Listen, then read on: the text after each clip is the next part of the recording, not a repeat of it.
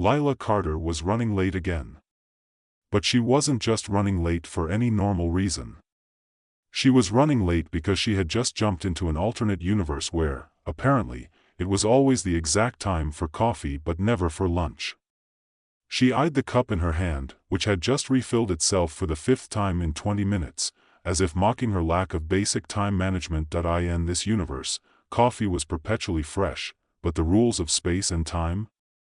Well, that was anyone's guess.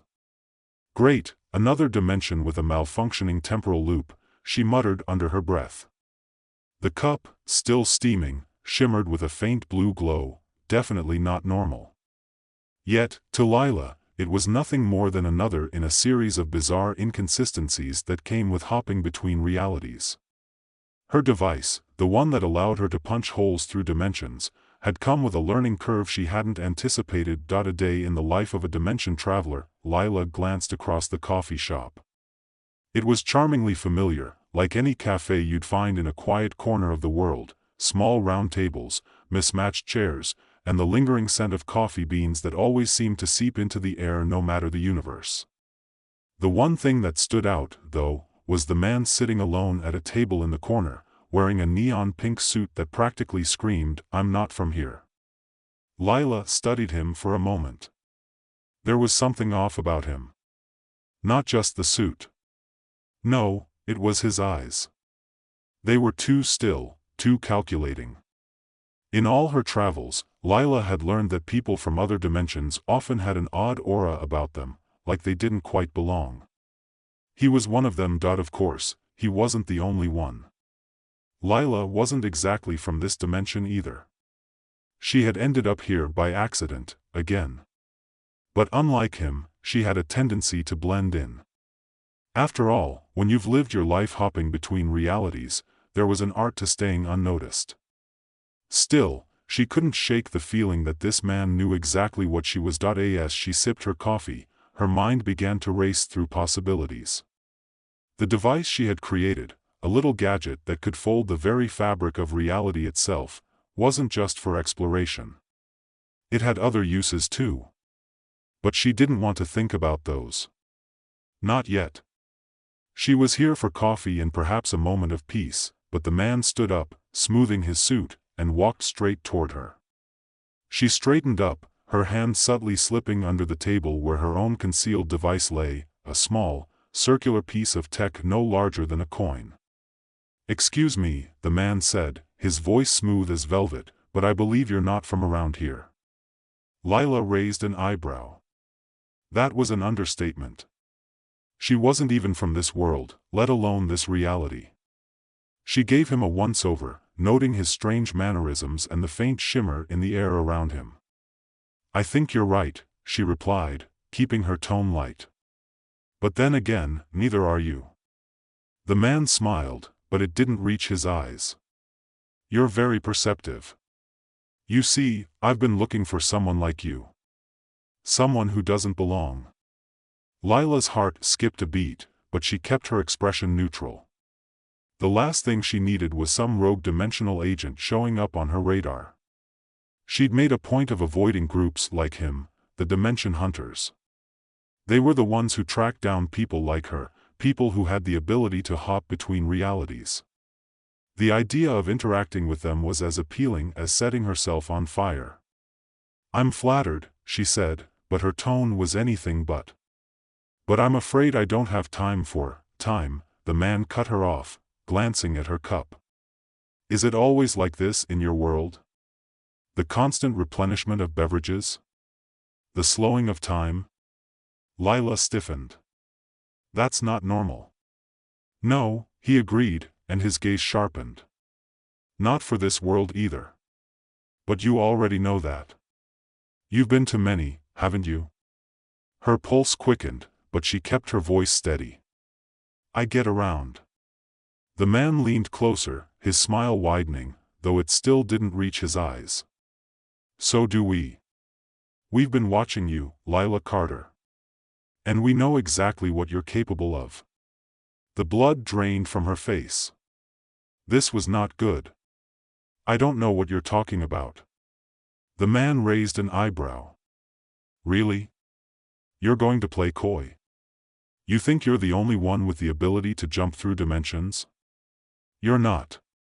Lila's mind raced. The dimension-hopping technology was hers, she'd invented it herself. Or at least, in the version of herself that existed in this dimension. But she hadn't intended for it to be used for tracking people like her. The Dimension Hunters had made it their job to stop rogue travelers from collapsing the multiverse, from disrupting the delicate balance of time and reality, and she, like a fool, had been making the problem worse, she thought fast. "You've got the wrong person," she said, standing up from the table. "I'm just a regular," but the man wasn't buying it. He reached out and grabbed her wrist, his grip firm. "Don't play games with me. We've been hunting dimensional travelers for years, and you're at the top of our list. You don't just hop from world to world without consequences." Her mind clicked into gear, and her hand instinctively reached for her device. But just as she was about to activate it, the man's other hand shot out, grabbing the device before she could trigger it. He held it up, inspecting it. "I knew it," he muttered under his breath. Lila's stomach turned. This was bad. Really bad. "How did you?" Before she could finish her sentence, the world around them shimmered, and the coffee shop faded into nothingness. The man's grip on her wrist tightened, but she barely noticed, because in an instant, they were no longer sitting in the cafe. Instead, they were standing in a different space entirely, one that felt wrong. It was as if the very laws of physics were bending in strange and unnatural ways. The man smiled. "Welcome to the true dimension, Lila. Let's have a little chat." Lila's heart was pounding. She had no idea where they were. The environment around her was nothing like the coffee shop or any reality she had ever seen before. There was no sky, no ground, really.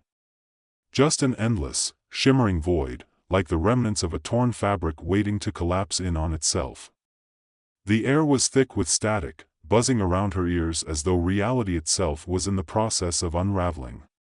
"Where are we?" she asked, her voice steadier than she felt. The man didn't answer immediately. He was still holding her wrist, his fingers tight, as if she might vanish into the strange space if he let go.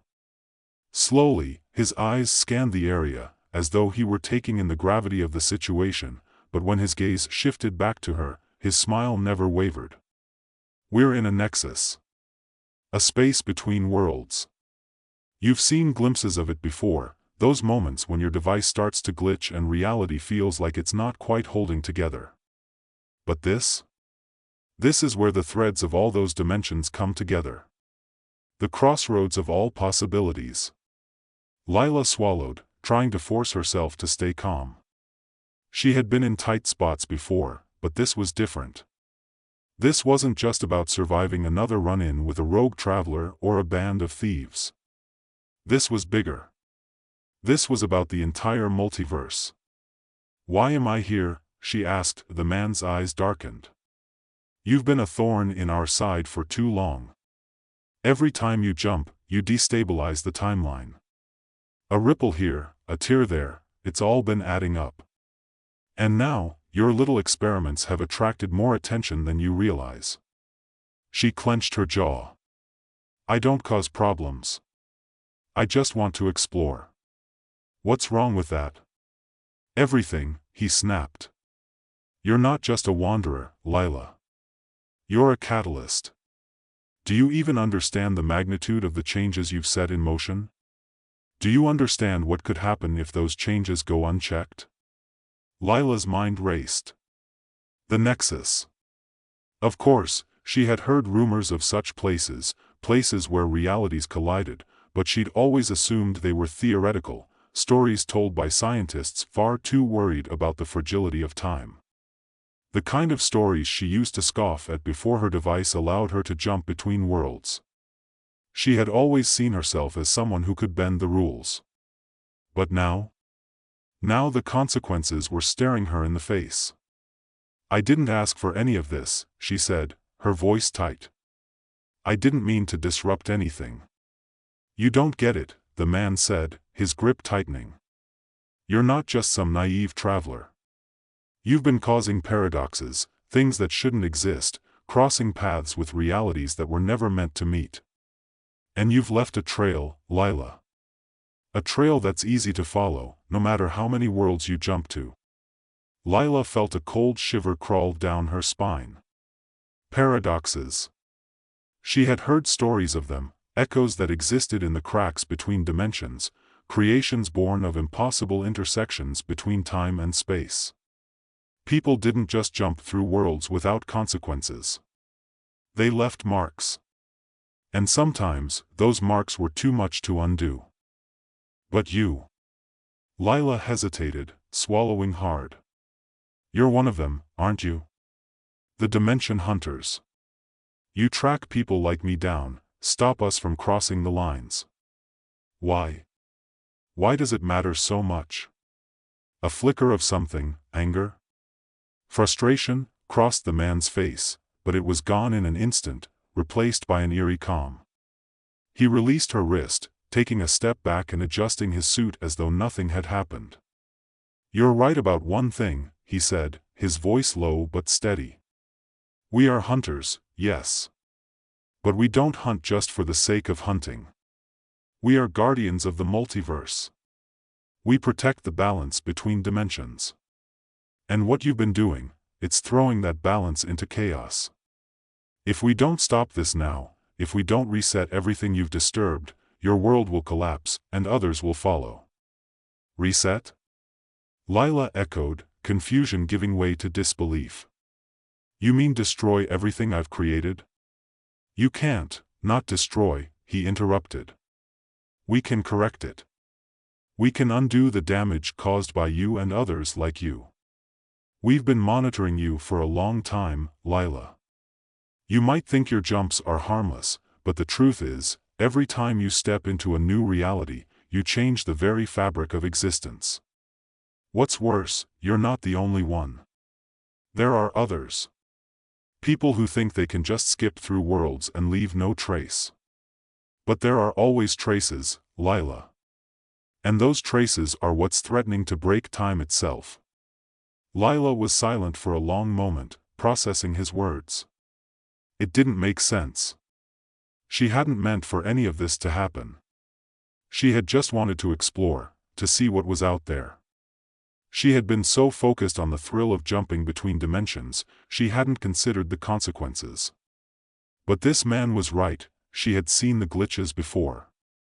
The sudden, sharp distortions that would rip through her surroundings, those fleeting moments where time itself seemed to buckle under the weight of her own actions, but how could she have known? She had only been following her curiosity. You want to fix it, Lila said slowly, her voice steady, by erasing everything I've done? The man's eyes softened, just slightly. Not erasing. Restoring. There's a difference. I'm not asking you to disappear, Lila. I'm asking you to stop before you cause something we can't fix. She took a step back, her mind reeling. The nexus around them shimmered, threatening to collapse again. She had no idea what was happening here, but she knew one thing for certain: the longer she stayed, the closer she got to making a choice that would decide the fate of everything. Why me? She asked, a bitter laugh escaping her lips. Why is it always me who has to fix everything? The man's expression didn't waver. Because you're the one who opened the door. You're the one who can close it. The weight of his words settled heavily in the air between them. The silence stretched, the static hum of the nexus pressing in on her ears. Lila swallowed hard, her fingers twitching at her side, aching for her device. But she knew. She couldn't just run from this. No matter how much she wanted to. She had created this mess. And now it was time to clean it up. You're right, she said finally, looking up at the man. I've messed up. I didn't mean to cause this, but I don't know how to fix it. The man's gaze softened slightly, but there was no smile this time. That's why you need us. Lila took a deep breath, steadying herself. All right. Tell me what I have to do. The man stepped forward, his expression unreadable. We need to go back to the beginning. To the source of your device. We have to shut it down, permanently. The only way to stop this is to undo the very thing that started it. Lila felt a cold chill run down her spine. Undo it? She had spent years developing that device. She had sacrificed so much to create something that allowed her to see the infinite. To experience the impossible, but now it seemed that her creation had turned into something far more dangerous. And if she didn't stop it, if she didn't find a way to reset everything, all of reality would pay the price. "All right," she said again, her voice barely a whisper. "Let's go." Lila followed the man through the shifting nexus, her footsteps strangely muted on the fabric of reality beneath her feet. As they walked, the space around them continued to fluctuate. One moment, they were surrounded by fractured shards of light. The next, the space morphed into a swirling darkness, like the core of a black hole. Each new distortion felt like another knot in the complex weave of existence being pulled tighter. The deeper they went, the more Lila understood, this was a place where time had no meaning. Here, nothing was stable, nothing could be trusted. "You've been to places like this before," the man said, his voice calm as ever, "but you've never seen it like this. Never felt the weight of what your device has done." "I don't have a choice now, do I?" Lila muttered, staring into the ever-shifting void. "You want me to fix it? To shut it all down?" "That's right," he answered simply. "The device you created was never meant to travel through dimensions. It was meant to protect them." "Protect?" Lila snorted, shaking her head. "I just wanted to explore. I wanted to understand, but this? I didn't sign up for the destruction of everything I know." "Understand?" The man stopped walking and turned to face her. "You think you can understand something as vast as the multiverse without consequences? You're playing with the foundation of reality itself. It's not about exploration, it's about control. When you jump between worlds, you pull on threads you don't understand. And sometimes, those threads break." Lila clenched her fists at her sides, feeling the sting of his words. She hadn't meant for any of it to go this far, but now, the weight of what she had done felt suffocating. The thrill of bending the rules had been intoxicating, but now, she realized the cost of it. Every jump, every small alteration she'd made, was like adding a brick to a crumbling foundation. She looked down at her hands, the very hands that had created the device that had allowed her to jump between dimensions. It felt like holding a ticking time bomb. The man watched her silently, as though he could see the turmoil churning inside her.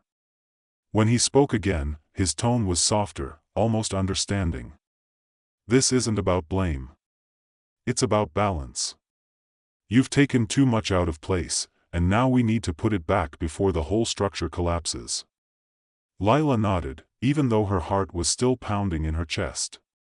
She didn't want to believe it, didn't want to believe that her creation was responsible for the tearing of reality itself.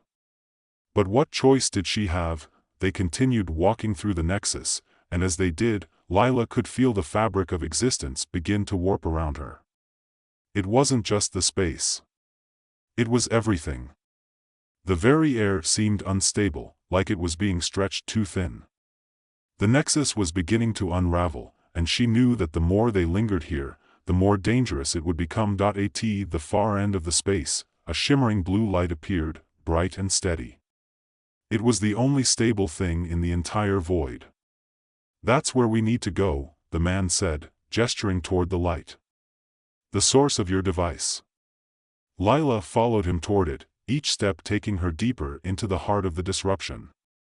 The closer they got to the light, the more the air around her seemed to throb with an unnatural energy.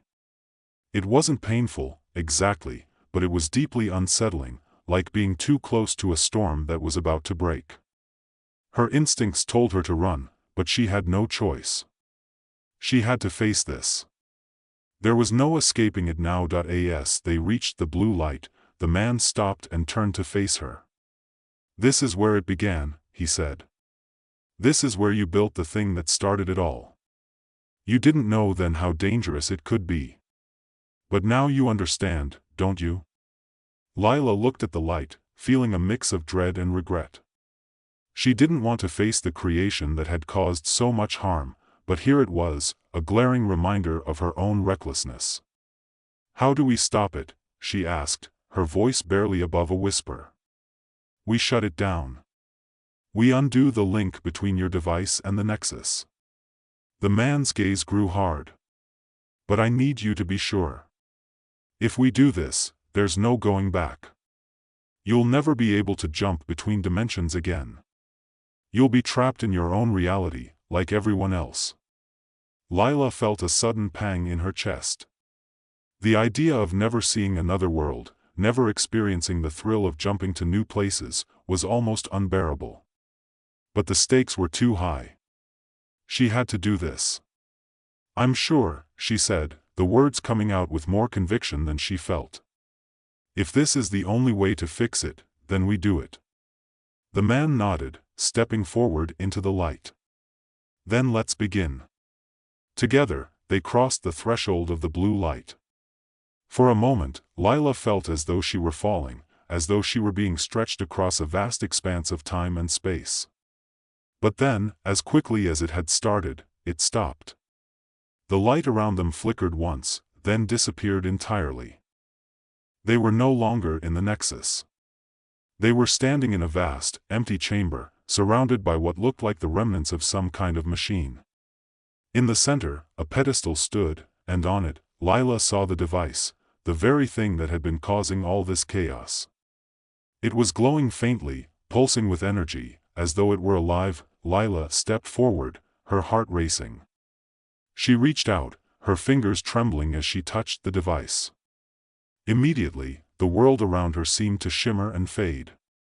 The air grew thick with static, and for a moment, she felt as though she were caught in a storm, her body being pulled in every direction at once. The man stepped up behind her, his hand on her shoulder. "This is it," he said, his voice steady. "You have to make the choice. If you pull that plug, there's no going back." Lila took a deep breath, then placed both hands on the device. She could feel its pulse, its power, thrumming under her fingertips. It was like holding the heart of a universe in her hands. Her mind raced as she thought of everything she had learned. All the worlds she had seen. All the places she had been. It felt like a lifetime's worth of experience compressed into a single moment. But as she looked around at the fragments of the Nexus, at the reality that was breaking apart because of her, she knew what she had to do. She yanked the device from its pedestal. At once, the world shattered, reality itself seemed to implode, and Lila felt herself falling, tumbling through a never-ending void. For a long moment, she couldn't see anything. There was no light, no sound, just the sensation of falling through endless space. Then, suddenly, everything snapped back into place. Lila gasped, her body jerking as if waking from a nightmare. She was back in the coffee shop, the same one she had been in before, except everything was different now. The air felt lighter. The world was clearer. It was as though the very fabric of reality had reset itself. Like the storm had passed, the man was standing across from her, watching her closely. "You did it," he said quietly. Lila looked around, unsure of what she was seeing. "Did I? Is it over?" He nodded. "It's over. For now." The world felt like it had exhaled, a breath held for too long finally released. But as Lila stood there, she realized the weight of the decision she had made. She would never be able to jump through dimensions again. She would never see the infinite world she had once explored, but for the first time, she felt something she hadn't before: peace. "I guess this is it," she said softly, looking down at her hands. "No more jumping." The man didn't respond right away. Instead, he stepped forward and placed a hand on her shoulder. "Sometimes, the greatest adventures are the ones that keep us in our own reality. Maybe you've been looking in the wrong places for your answers." Lila smiled faintly, realizing the truth of his words. Perhaps her greatest adventure was yet to come. Perhaps it wasn't about jumping across worlds, it was about living in the one she had. As the world around her settled into a quiet normalcy, Lila knew that her journey was far from over. She had just discovered something far more important than the thrill of traveling between realities. She had learned that sometimes, the most important thing was finding balance, and in that, perhaps, there was more adventure than she could ever imagine.